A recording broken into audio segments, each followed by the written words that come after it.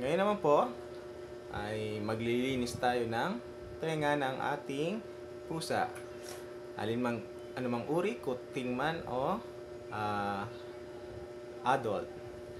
Mas maganda yung nakasalampak para sa akin.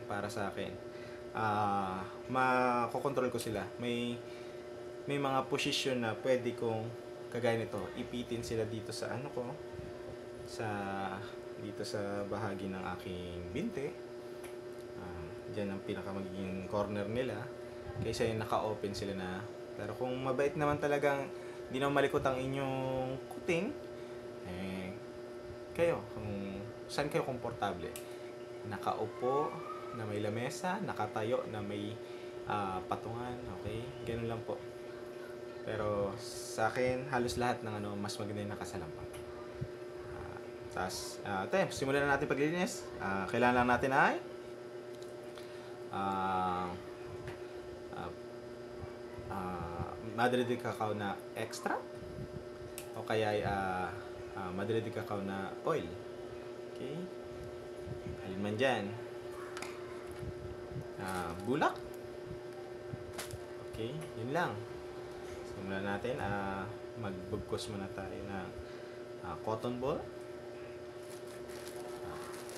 Okay. Tapos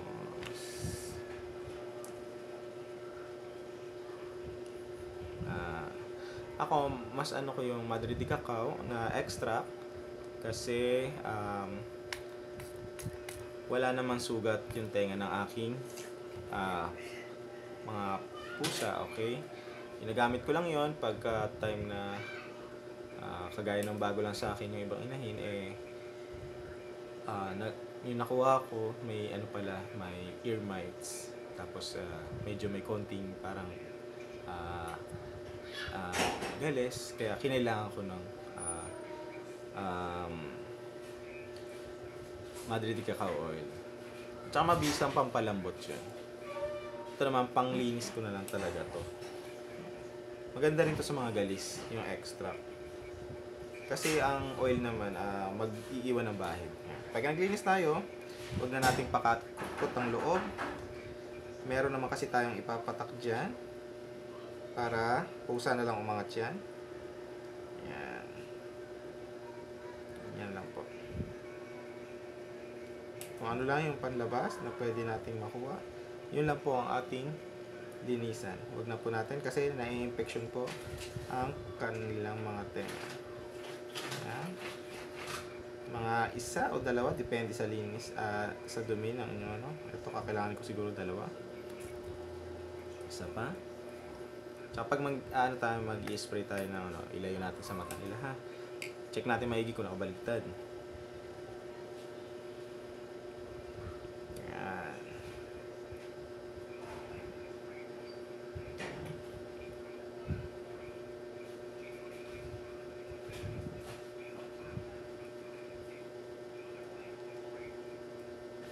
Tama na yan.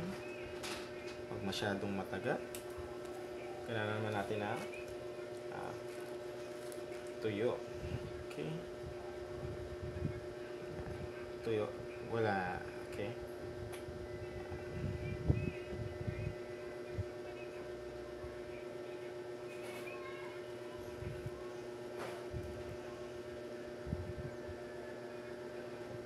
Pag naglilinis po tayo ng tenga ng ating mga pusa, gawin natin na every week.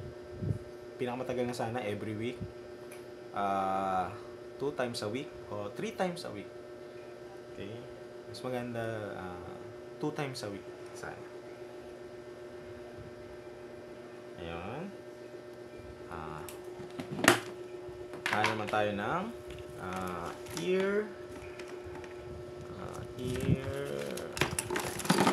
eardrops. Ito, eardrops natin from Pets Up. Pero kahit ano. Tapos ito, dahil tarantahin pa sila, mas maganda dito na lang. Tayo na maliit. Dito natin pa-absorb at bago natin pigaan. Okay. dito na natin bigyan. Kasi, na ano pa yan sila eh, na na nagugulat pagka pinatakan natin ng tubig. Ayan natin dito, mula dito, gumapang yung, yan, ganun. Tapos, hayaan na natin yon.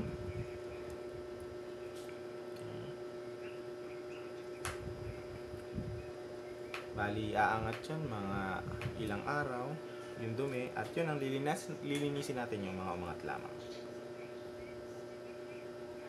Nasa lang natin ito yung pinaggapangan ng ating ating eardrops. Okay.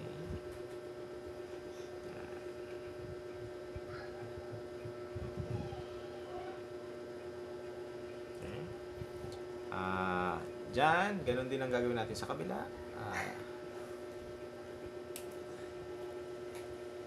Simulan natin ulit sa extra.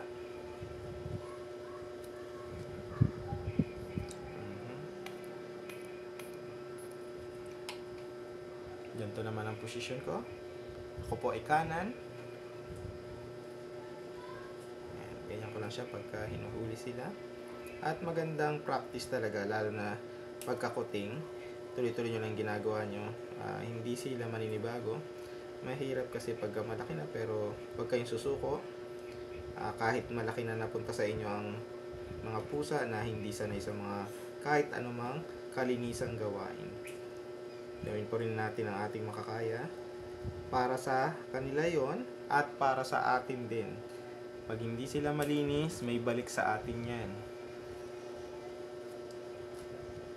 Yung mga parasite. Kaya kailangan malinis natin sila. Okay.